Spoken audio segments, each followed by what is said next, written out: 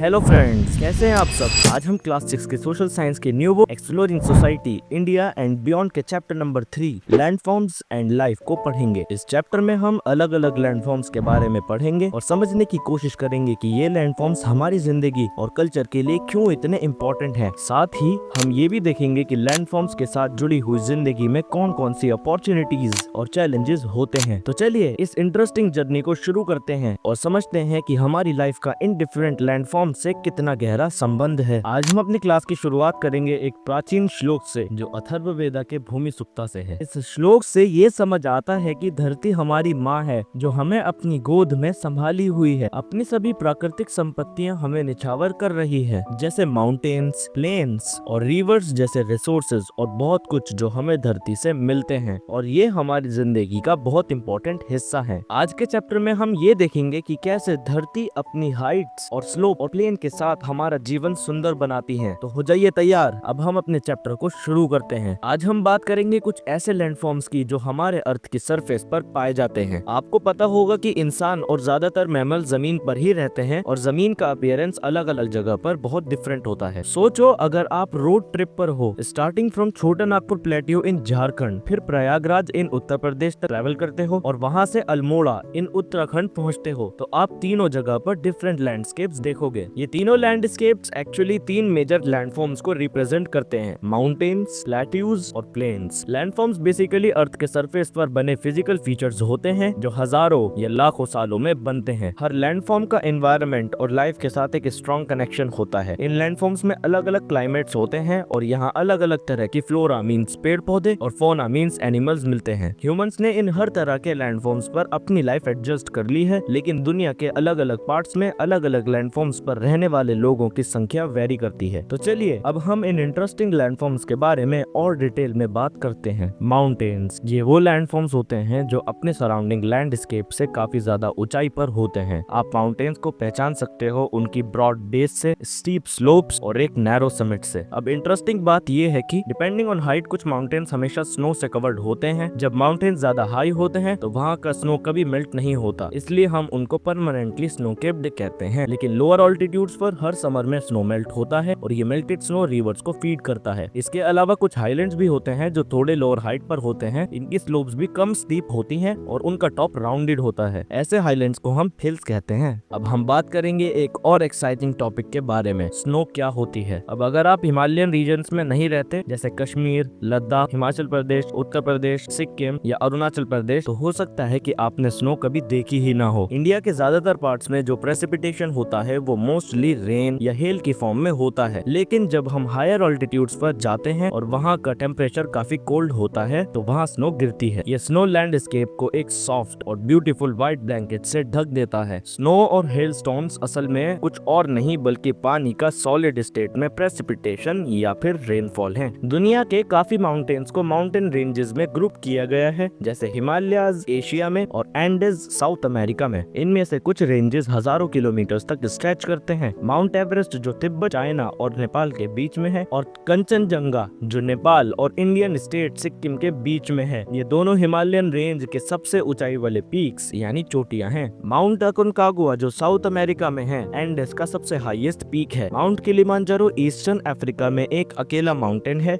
जो किसी भी रेंज का पार्ट नहीं है। माउंट ब्लैंक वेस्टर्न यूरोप में एल्प्स का हाईएस्ट माउंटेन है और अनामुडी जो केरला में है, साउथ का सबसे ऊंचा माउंटेन है। अब जो माउंटेन्स टॉल और शार्प पीक्स वाले होते हैं जैसे हिमालयाज, ये रिलेटिवली यंग होते हैं, मतलब ये अर्थ की हिस्ट्री में रिसेंटली बने हैं, लेकिन ये स्टिल बिलियंस ऑफ ईयर्स पहले की बात है। जो शॉर्टर और मोर राउंडेड माउंटेन्स और हिल्स होते हैं जैसे अरावली रेंज, ये काफी पुराने हैं और इरोजन की वजह से ये राउंडेड हो गए हैं। लेकिन कुछ माउंटेन्स जैसे हिमालयाज में अपलिफ्टमेंट और इरोजन आज भी चल रहा है। आप साइंस में इन प्रोसेस के बारे में और ज्यादा सीखेंगे। फिलहाल इतना जान लो कि दुनिया के कुछ माउंटेन्स जैसे हिमालयाज आज भी अपनी हाइट में ग्रो कर रहे हैं। चलिए अब हम एक और इंटरेस्टिंग टॉपिक पे बात करते हैं जो है माउंटेन एनवायरनमेंट। माउंटेन स्लोप्स पर अक्सर एक खास प्रकार का फॉरेस्ट होता है जिसे हम माउंटेन फॉरेस्ट कहते हैं। यहाँ कॉनिफर ट्रीज जैसे पाइन्स, फर्स, स्प्रूस और देवदार आमतौर पर मिलते हैं। ये कॉनिफर ट्रीज काफी टॉल होते हैं और इनका शेप कोन जैसा होता है जिसमें हम पतली और नोकदार लीव्स देखते हैं। जैसे जैसे हम ऊपर हायर ऑल्टीट्यूड्स पर चढ़ते हैं, ट्रीज धीरे धीरे घास, मॉसेस और लीशन के लिए जगह छोड़ देते हैं। अब चलिए सुनते हैं दो वर्सेस एक लंबी कविता से जो महान कवि कालिदास ने लिखी थी, जो लगभग 1500 साल पहले जीवित थे। इन्हें प्राचीन भारत का ग्रेटेस्ट पोएट माना जाता है। ये कविता कुंद्र संभव हिमालयास की स्तुति से शुरू होती है। इसकी एक सिंपल ट्रांसलेशन कुछ इस प्रकार है। उत्तर में उठा हुआ हिमालय पर्वतों का स्वामी जैसा एक जीवंत देवता जो धरती को नापता है और पश्चिम से लेकर पूर्व सागर तक फैलता है। उससे हवा नीचे आती है जो गिरती हुई गंगा का छिड़काव लेकर चलती है, देवदार के वृक्षों को हिलाती है, मोरों के पंखों को खोलती है और शिकार के बाद पहाड़ी लोगों को ठंडक पहुंचाती है। माउंटेन्स के गहरे जंगल, बहती नदियां, झीलें, ग्रासलैंड्स और गुफाएं कई प्रकार के जीव जंतुओं का घर होते हैं, जैसे golden eagle, peregrine falcon, Canadian lynx, snow leopard, ibex, Himalayan टार,